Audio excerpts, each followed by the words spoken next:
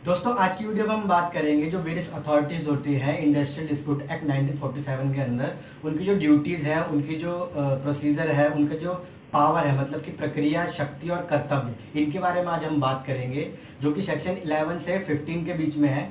नमस्कार दोस्तों, मेरा नाम है अमन कुमार और आप देख रहे हैं लॉ एस्पेरेंट्स। दोस्तों जो वेरियस अथॉरिटीज़ है जैसे conciliation board, court of inquiry, conciliation officer, labour court, tribunals और नेशनल ट्रिब्यूनल्स, इन सब की जो पावर्स दे रखी है वो सेक्शन 11 में दे रखी है। और वो सब की पावर्स जो है वो अंडर सेक्शन 11 में सब सेक्शंस में बांट रखी हैं। 8 सब सेक्शन में इनकी पावर्स बांटी गई है, जिसमें बताया गया है कि वो क्या कर सकते हैं और क्या नहीं कर सकते, मतलब जो भी बताया गया है उसी में बताया गया है।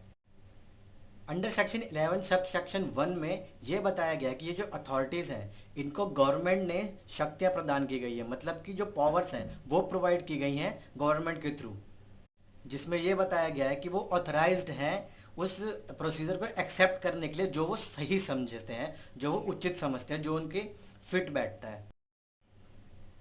अंडर सेक्शन 11 सब सेक्शन 2 में ये कहा गया है कि notice to enter the premises, मतलब कि अथॉरिटीज़ को ये पावर्स है कि जिस भी ऐसे एरिया में, जिस भी ऐसी जगह पे औद्योगिक विवाद हो रहा हो, मतलब कि इंडस्ट्रियल डिस्प्यूट हो रहा हो, वो वहाँ पे एंटर कर सकता है। ऐसी कोई जगह जो औद्योगिक अधिकारी होता है, मतलब कि जो ऑफिसर होता है इंडस्ट्रियल ऑफिसर, उसके अंडर वो जगह आते हो, उसमें अगर कोई डिस्प्यूट हुआ, इंडस्ट्रियल डिस्प्यूट, तो वो उस प्रेमिसेस में एंटर कर सकता है, मतलब जा सकता है। उसका पर्पस क्या होगा वहाँ पे जाने का? उसका पर्पस ये होगा कि वो जो फैक्ट होंगे, जो भी डिस्प्यूट है उसकी वो जांच कर सके।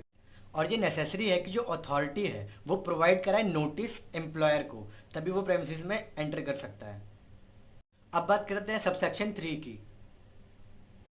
इसमें कहा गया कि जो बोर्ड है, जो कोर्ट है, जो नेशनल ट्रिब्यूनल है, जो लेबर कोर्ट है, जो ट्रिब्यूनल्स है, इन सब के पास भी वही सेम पावर्स होगी जो कि एक सिविल कोर्ट के पास होती है under code of civil procedure 1908।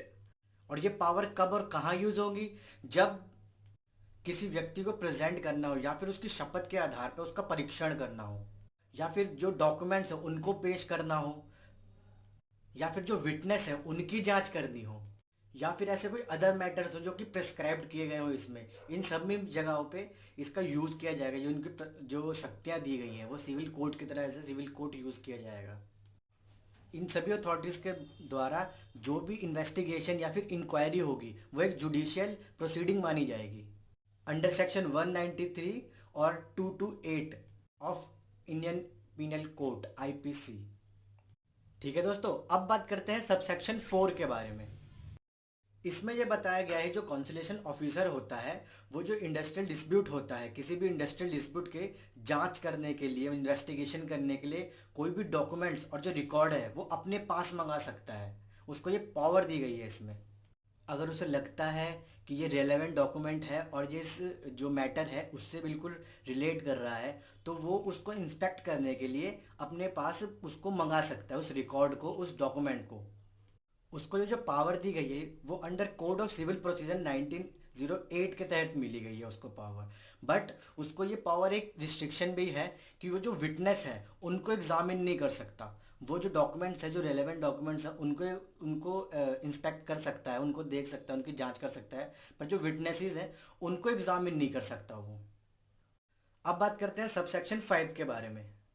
Subsection 5 में ये कहा गया कि जो कोर्ट है, जो लेबर कोर्ट है, ट्रिब्यूनल्स है, नेशनल ट्रिब्यूनल्स है, ये या तो एक व्यक्ति या फिर एक से ज्यादा व्यक्तियों को जिन्हें वो ठीक समझे वो एज ए एडवाइजर उन्हें नियुक्त कर सकते हैं, मतलब अपॉइंट कर सकते हैं। ये वो व्यक्ति होंगे जिनको इस मैटर, जो औद्योगिक विवाद है, जो इंडस्ट्रियल डिस्प्यूट है, इस मैटर के बारे में अधिक से अधिक जानकारी होगी। ये एक तरह के वो व्यक्ति होंगे जिनको स्पेशल नॉलेज होगी मैटर के बारे में। और ये एज ए एडवाइज़र जो बोर्ड है, जो लेबर कोर्ट है, जो ट्रिब्यूनल्स है, जो नेशनल ट्रिब्यूनल्स हैं, इनके एज ए एडवाइज़र वहाँ पर अपॉइंट होंगे। तो सबसेक्शन 5 में एडवाइज़र अपॉइंट करने की शक्ति दी गई है इन्हें। सबसेक्शन 5 में ये कहा गया कि जो कोर्ट है, जो लेबर कोर्ट है, ट्रिब्यूनल्स है, नेशनल ट्रिब्यूनल्स है, ये या तो एक व्यक्ति या फिर एक से ज़्यादा व्यक्तियों को जिन्हें वो ठीक समझे वो एज ए एडवाइज़र उन्हें नियुक्त कर सकते हैं, मतलब अपॉइंट कर सकते हैं। ये वो व्यक्ति होंगे जिनको इस मैटर, जो औद्योगिक विवाद है, जो इंडस्ट्रियल डिस्प्यूट है, इस मैटर के बारे में अधिक से अधिक जानकारी होगी। ये एक तरह के वो व्यक्ति होंगे जिनको स्पेशल नॉलेज होगी मैटर के बारे में, और ये एज ए एडवाइज़र जो बोर्ड है, जो लेबर कोर्ट है, जो ट्रिब्यूनल्स है, जो नेशनल ट्रिब्यूनल्स हैं, इनके एज ए एडवाइज़र वहाँ पर अपॉइंट होंगे। तो सब सेक्शन 5 में एडवाइज़र अपॉइंट करने की शक्ति दी गई है इन्हें।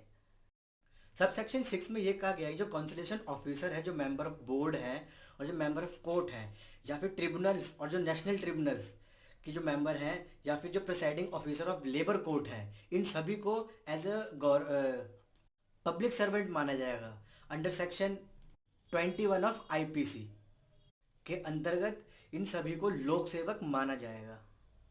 सब सेक्शन 7 में ये कहा गया है कि जो लेबर कोर्ट है, ट्रिब्यूनल्स है और जो नेशनल ट्रिब्यूनल है, इनके सामने अगर कोई प्रोसीडिंग जो कि कार्रवाई है जो कि रुकी हुई है या फिर पेंडिंग है, तो उनके ऊपर होने वाले जो खर्च है, जो एक्सपेंडिचर है, तो अथॉरिटीज़ के पास ये शक्ति होगी, जो पावर होगी, वो रेफरेंस दे सके कि जो एक्सपेंडिचर है वो किससे लिया जाएगा और किसको दिया जाएगा और कितना लिया जा सकता है।